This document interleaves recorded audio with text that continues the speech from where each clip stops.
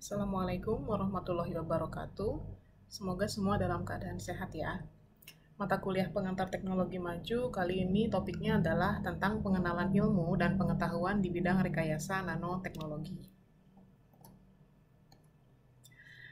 Dan setelah mengikuti mata kuliah ini, kalian diharapkan mampu menjelaskan pengantar dari nanoteknologi, konsep dasar pentingnya nanoteknologi, dan wawasan mengenai contoh-contoh penerapan nanoteknologi dalam kehidupan sehari-hari.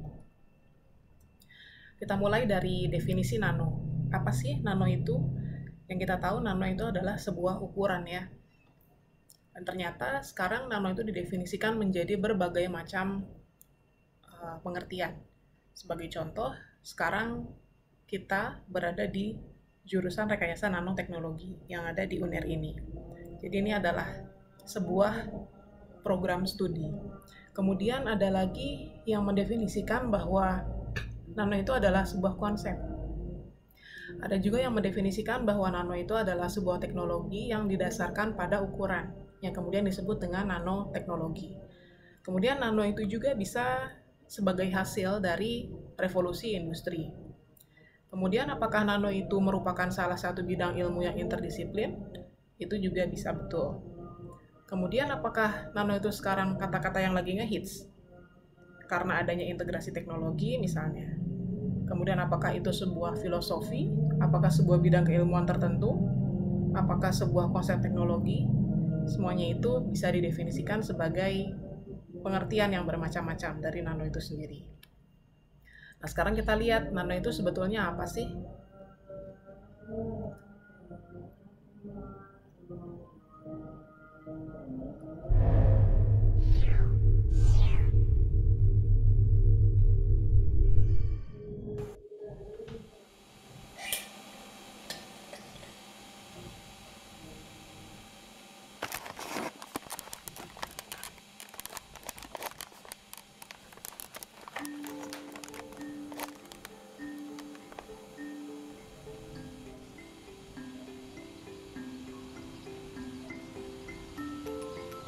Hey, do you know what nano means?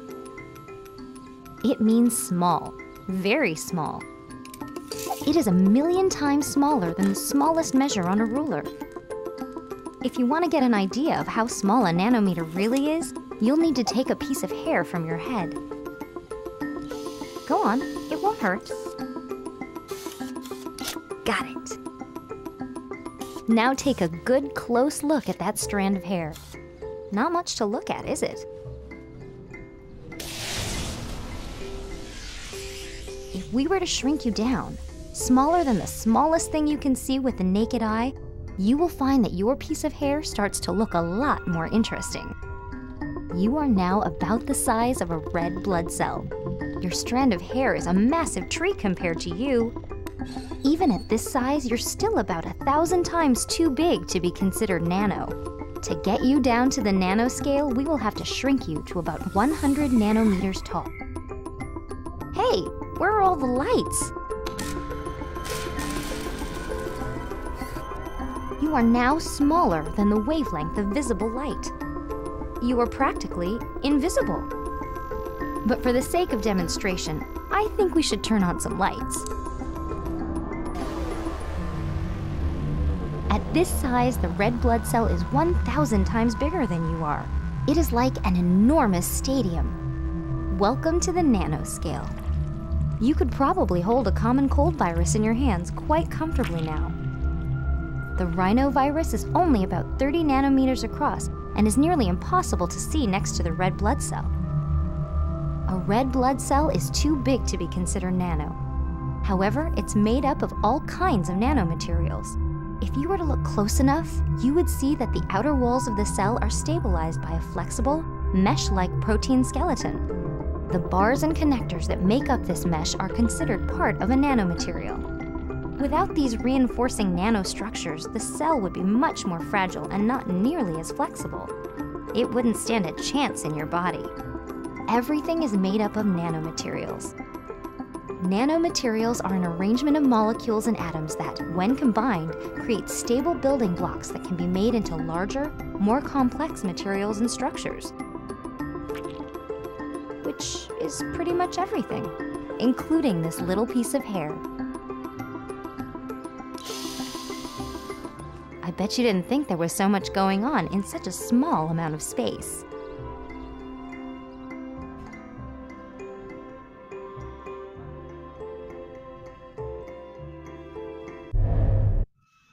Oke, itu tadi gambaran tentang ukuran nano ya. Dimulai dari rambut, kemudian diperkecil lagi ke sel darah merah, dan ternyata kalau kita manusia berada di ukuran nanometer, jika dibandingkan sel darah merah tersebut, maka itu ukurannya masih jauh lebih kecil, bahkan masih lebih kecil daripada panjang gelombang itu sendiri. Nah, sekarang kita lihat definisi nano itu apa sih? Jadi nano itu berasal dari kata nanos dari bahasa Yunani yang artinya kerdil. Dan secara hitungan, jika 1 meter dibagi 1 miliar kali, maka itu akan menghasilkan ukuran yang dinamakan 1 nanometer. Dan jika dikonversikan, 1 nanometer itu sama dengan 10 molekul hidrogen yang diletakkan berderetan. Lalu bagaimana benda bisa dikatakan berukuran nano? Jadi benda itu dikatakan berukuran nano jika ukurannya berada pada kisaran 1 sampai 100 nanometer. Jika berada di atas 100 nanometer, biasanya itu sudah dikonversikan menjadi ukuran mikro. Jadi misalnya ada benda berukuran 500 nano, maka biasanya sudah disebut sebagai 0,5 mikrometer. Kemudian apa sih nanoscience itu? Jadi nanoscience itu adalah studi tentang material yang berukuran nano. Kemudian nanoteknologi, karena namanya teknologi berarti ini adalah pengaplikasian, yaitu teknologi yang menggunakan material berukuran nano, atau disebut juga dengan teknologi miniaturisasi dari material bulk, material yang berukuran besar, ke material yang berukuran nano. Nah, ini kalau kita lihat perbandingannya, perbandingan ukuran mulai dari kilometer sampai ke nanometer itu seperti ini. Ini adalah gambar perbandingan dari berbagai macam makhluk hidup ya. Jadi kita lihat di sini ada blue whale, ada paus biru yang ukurannya sekitar 10 meter. Kemudian ukuran manusia itu sendiri, satu individu adalah sekitar 1 meter ya. Ukurannya adalah dalam satuan meter. Kemudian di sini kalau kita perkecil lagi 0,1 meter itu ada telur ostrich, burung unta. Kemudian ukuran 1 cm itu adalah hewan semut. Kemudian kita bagi lagi menjadi 1 mm itu ada telur katak. Kalau kita perkecil lagi, ada di ukuran 100 mikrometer itu adalah sel telur manusia. Dan untuk kisaran 10 mikrometer sampai 100 mikrometer di sini ada sel hewan dan sel tanaman. Yang lebih kecil lagi dari itu, ukurannya 1 sampai 10 mikrometer. Itu ada kloroplas, yaitu bagian dari sel tanaman, dan di sini ada berbagai macam mikroorganisme, contohnya adalah bakteri. Kemudian dibagi lagi menjadi ukuran yang lebih kecil. Di sini ada 10 sampai 100 nanometer. Ternyata ini adalah ukuran kisaran dari virus. Kemudian di bawah 10 nanometer itu ada protein, dan di ukuran 1 nanometer itu ada asam amino. Di bawah 1 nanometer itu ada bagian atau materi terkecil dari suatu material yang dinamakan dengan atom. Atom ini tidak lagi bisa dipisahkan, artinya tidak lagi bisa dipotong, tidak lagi bisa diperkecil, dan itu adalah bagian terkecil dari suatu material. Artinya atom itu adalah fundamental building block. Nah, kalau kita lihat mulai dari yang terbesar, dari ukuran sekitaran milimeter sampai ke meter ataupun kilometer, ini masih bisa diobservasi dengan menggunakan mata manusia. Kemudian untuk ukuran mikro sampai ke milimeter, ini bisa diobservasi dengan menggunakan mikroskop. Mikroskopnya masih berupa mikroskop cahaya. Kemudian untuk yang lebih kecil lagi, mulai dari sel telur manusia ataupun sel tanaman dan hewan, bakteri, dan semakin kecil ukurannya itu hanya bisa diobservasi dengan menggunakan mikroskop jenis elektron. Jadi ini adalah perbandingan dari skala ukuran berbagai macam jenis makhluk hidup. Nah, sekarang kita lihat ini adalah diagram tentang bagaimana perkembangan berbagai macam bidang ilmu jika dilihat dari skala waktu dan skala ukuran. Di gambar yang sebelah kiri untuk perbandingan skala waktu dan skala ukuran. Kita lihat di sekarang, misalnya tahun 2000-an ya, sekarang sudah di 2022. Nah, sekarang ini sudah berada, penelitiannya itu berada di ukuran nano, dan bidangnya adalah electronic device, kemudian photonic device, ada sensor, ada biochip. Kemudian jika dilihat mundur ke tahun 1980-an, itu bidang yang banyak digandrungi itu seperti chemistry, kemudian molecular design, ada quantum effect, dan semakin ke belakang, semakin ke tahun 1900-an, jika kita lihat dari struktur ukurannya, maka bidang-bidang keilmuan ini masih berupa ukuran yang makro, artinya bisa terlihat dengan mata ya. Contohnya seperti elektroteknologi, elektronik. Kemudian ada juga di bidang biologi, misalnya sel biologi itu mulai masuk ke ukuran mikro, karena mulai di sini itu adalah tahun ditemukannya atau diciptakannya alat mikroskop. Nah, sekarang kita lihat trennya bagaimana mulai dari sekarang sampai ke yang akan datang. Ternyata mulai dari sekarang tahun 2000-an sampai ke tahun yang akan datang, itu bidang-bidang yang banyak dikembangkan itu adalah tipe bidang yang banyak mengeksplorasi di bidang biologi, kemudian fisika, kimia, dan semuanya adalah terintegrasi. Artinya ini adalah multidisiplin ilmu, tidak hanya dari satu bidang, tetapi ini merupakan perpaduan dari berbagai macam bidang keilmuan. Kemudian kalau kita lihat gambar yang sebelah kanan, ini adalah sektor vertikal, bahwa untuk bidang nanoteknologi itu sendiri, yaitu bidang yang merupakan integrasi dari berbagai macam bidang keilmuan, ini sifatnya adalah merata di berbagai macam bidang. Contohnya seperti di agrikultur, di kimia, kemudian di telekomunikasi, di komputer, konstruksi, sampai ke bidang energi. Semuanya ini berkembang secara pesat. Nah, nanoteknologi ini tidak seperti jenis bisnis lain. Artinya bahwa nanoteknologi ini membutuhkan expertise, membutuhkan orang-orang yang memang ahli di bidangnya. Kemudian membutuhkan kapital atau modal yang sangat signifikan, cukup besar, karena membutuhkan berbagai macam peralatan ataupun fasilitas yang sangat memadai, dan juga membutuhkan partnership, membutuhkan mitra supaya bidang ini tetap bisa berkembang dan berjalan dengan pesat. Nah, ini adalah sejarah awal mulanya nanoteknologi ditemukan. Jadi pada abad ke-4 sampai ke-8 setelah Masehi, itu diciptakan sebuah cawan yang namanya Lycurgus Cup. Ini diciptakan pada zaman Romawi kuno. Jadi apa yang unik dari cawan ini adalah bahwa cawan ini bisa memperlihatkan dua warna yang berbeda. Itu tergantung dari mana arah datangnya cahaya. Jika arah datangnya cahaya berasal dari depan atau dari luar cawan, maka permukaan cawan akan menghasilkan warna hijau. Kemudian jika arah datangnya cahaya itu berasal dari belakang atau dari dalam cawan itu sendiri, maka cawan ini akan menghasilkan warna merah gitu ya. Dan ternyata cawan ini memang mengandung nanopartikel logam seperti campuran emas, perak, dan juga tembaga. Dan pada saat itu tentu memang belum ada orang yang ahli di bidang nanoteknologi, tetapi masih hanya spekulasi bahwa nanopartikel yang ada di cawan tersebut hanyalah kontaminasi logam dari bengkel tempat pembuatan cawan tersebut. Jadi ini masih bersifat spekulasi. Kemudian ada lagi yang dinamakan dengan stained glass. Kalau kalian lihat, ini adalah kaca yang berwarna-warni yang sifatnya adalah hias ya. Ini banyak ditemukan di tempat peribadatan, misalnya di gereja ataupun di masjid-masjid. Dan ini pertama kali dipakai di katedral di akhir abad ke-12.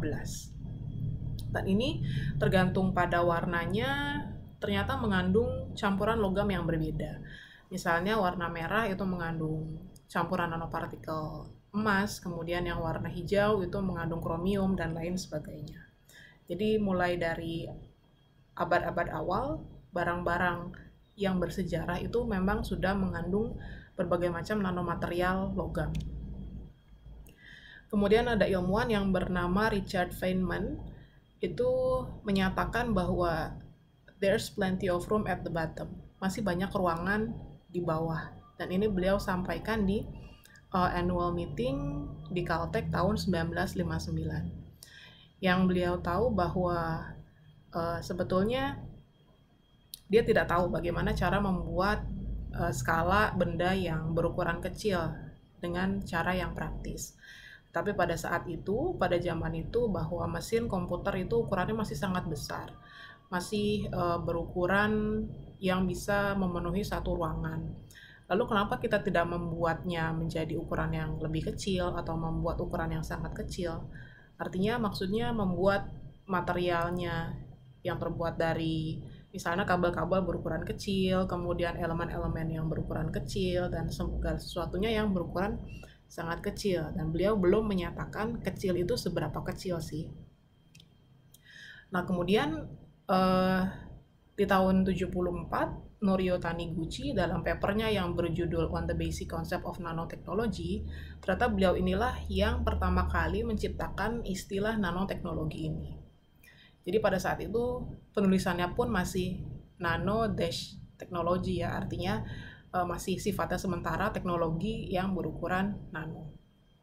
Jadi beliau inilah yang pertama kali mempopulerkan istilah nanoteknologi. Nah sekarang kita lihat apa sih pentingnya nanoteknologi itu sendiri. Jadi untuk kehidupan sehari-hari di suatu negara, material-material nanoteknologi ini atau nanomaterial ini sudah banyak sekali digunakan di berbagai macam bidang. Misalnya di bidang keamanan, kemudian di bidang kesehatan, di bidang energi dan lingkungan, dan masih banyak lagi. Ini adalah contohnya, salah satunya di bidang keamanan. Jadi nanomaterial ini sifatnya adalah sangat ringan karena ukurannya yang nano. Jadi kalian pernah nggak membayangkan sebuah material yang kekuatannya itu 10 kali lebih kuat daripada baja tapi beratnya yang jauh lebih ringan. Nah ini adalah contohnya adalah carbon nanotubes. Kemudian ini sudah banyak diaplikasikan untuk berbagai macam persenjataan untuk bidang keamanan. Kemudian MIT juga mengeluarkan anggaran sebesar 50 juta US dollar yang fungsinya adalah membuat Institute Soldier Nanotechnologies. Dan harapannya melalui institut ini nanti akan bisa dibangun, contohnya adalah artificial tulang buatan dan sistem komunikasi dengan teknologi berukuran nano. Kemudian ada juga di bidang komputerisasi. Tadi kata Richard Feynman bahwa pada saat itu komputer itu masih memenuhi ruangan. Segala sesuatunya masih besar untuk membuat, untuk merecord suatu data itu membutuhkan peralatan yang sangat banyak. Dan kemudian pada saat ini dengan kecanggihan teknologi dan semua material yang bersifat nano itu diciptakanlah sebuah komputer yang sangat ringan gitu ya, yang sekarang ini kalian pakai. Kemudian untuk bidang sensor ini juga sekarang banyak sekali menggunakan berbagai macam nanomaterial. Contohnya adalah nanomaterial silikat ataupun emas. Nah di sini untuk sensor itu sendiri tidak memerlukan ukuran yang besar. Di sini kita lihat bentuknya seperti chips, yang ini ukurannya itu hanya seujung jari ya. Kemudian ada juga sensor-sensor yang biasa digunakan untuk mendeteksi adanya pergerakan, misalnya kemudian perubahan suhu, perubahan tekanan, dan lain sebagainya. Ini semua sudah menggunakan nanomaterial di dalamnya. Kemudian ada juga nanomaterial yang digunakan untuk pembuatan amunisi. Jadi nanomaterial ini bisa mengontrol ukuran partikel untuk amunisi dan juga bisa menambah tingkat ledakannya. Selain itu juga bisa mempercepat pelepasan energi dan memperkecil penggunaan bahan yang digunakan untuk produksi. Di bidang kesehatan atau medis, ini ada yang menggunakan nanomaterial untuk sistem diagnosis. Ini contohnya adalah sensor yang berupa tato yang ada di bagian permukaan kulit. Sensor ini dibuat oleh Profesor Takao Somiya yang dilapisi oleh nanopartikel emas. Ini fungsinya untuk deteksi sinyal elektrik pada otot, kemudian sentuhan, tekanan, dan juga untuk pengukuran suhu. Sensor ini berguna untuk dunia kesehatan sekaligus juga untuk bidang olahraga. Sensor ini terdiri dari atau terbuat dari water soluble polymer yang dinamakan dengan polyvinyl alkohol dan lapisan emas. Nah, kemudian untuk bidang kesehatan lainnya adalah untuk bidang obat-obatan ya. Nanomaterial ini berguna untuk salah satunya adalah sebagai teknologi penghantaran obat atau drug delivery. Jadi sebuah nanomaterial itu bisa masuk ke dalam darah dan menghantarkan obat ke bagian tubuh tujuan. Jadi obat itu sifatnya tidak lagi non-spesifik, tapi ini sudah sangat spesifik tergantung dari jaringan atau organ mana yang mengalami sakit. Contohnya adalah nanoshell. Nanoshell ini berukuran 100 nanometer yang bisa masuk ke dalam darah dan kemudian targetnya adalah sel kanker. Berarti targetnya adalah hanya sel yang sakit. Nah, setelah sampai, maka sinar lasernya ini akan ditembakkan dan nanoshell tersebut bisa memancarkan panas yang bisa membunuh sel kanker. Artinya, sel-sel yang sehat itu bisa terhindar dari paparan radiasi. Gitu. Kemudian di bidang lain, contohnya adalah di bidang energi. Di sini ada sel surya. Sel surya ini menggunakan teknologi nano yang dapat berfungsi sama, bahkan lebih baik dari sel surya biasa. Perusahaan sel surya yang namanya Nano Solar Incorporated ini menggunakan teknologi spray atau print lapisan solar sel ke suatu permukaan material untuk mengurangi biaya pembuatannya. Seperti ini ya, teknologi spray ini. Kemudian industri lain, Konarka Teknologi, itu mengembangkan sel surya yang menggunakan titanium oxide yang dimodifikasikan pada permukaan plastik, yang selanjutnya bisa digunakan pada laptop ataupun pada handphone. Jadi seperti ini adalah permukaan plastik. Untuk baterai, nah kita sekarang dalam kehidupan sehari-hari tidak bisa lepas dari yang namanya baterai. Semua elektronik yang kita pegang itu semuanya pasti rata-rata menggunakan baterai. Baterai ini merupakan salah satu penemuan yang paling penting dalam sejarah yang sampai sekarang ini banyak sekali pemanfaatannya oleh manusia ya. Salah satu contohnya adalah lithium ion baterai. Ini menggunakan carbon nanotubes-nya sebagai anoda. Kemudian ada juga lithium ion battery yang menggunakan nanowires dari bahan germanium. Ini adalah perusahaan-perusahaan yang banyak memanfaatkan nanoteknologi. Ini tidak hanya perusahaan ini, sebetulnya perusahaan lokal Indonesia juga ada beberapa ya. Nah, ini kalau kalian mau lihat produk nanoteknologi apa saja sih yang sudah dipatenkan dan sudah dikomersialkan, ada yang ada di seluruh dunia. Ini database-nya ada di website product.statnano.com. Di sini kalian bisa lihat berbagai macam produk kemudian diterbitkan atau diproduksi oleh perusahaan apa saja, dan ini letaknya ada di negara mana saja. Ini datanya sangat lengkap. Kemudian kalau diklasifikasikan berdasarkan pada bidangnya, maka produk-produk ini sudah diklasifikasikan dengan rapi ya. Mulai dari bidang elektronik, kemudian bidang medis, obat-obatan, konstruksi, kemudian kosmetik, tekstil, otomotif, lingkungan, untuk bidang pangan, untuk renewable energy, untuk bidang home appliance, bahan sehari-hari, petroleum, dan lain sebagainya. Ini bisa kalian lihat dan bisa kalian klik satu persatu produknya itu apa, kemudian bahan yang dipakai itu apa, gitu ya.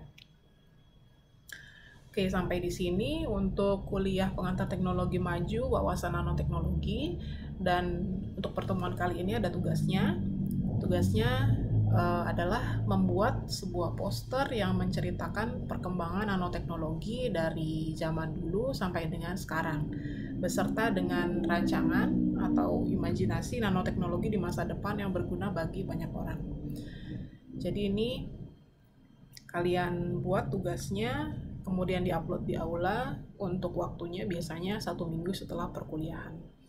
Itu ya. Kalian buat poster yang semenarik mungkin, kemudian membuat ilustrasinya atau diagram tersendiri dibuat semenarik mungkin.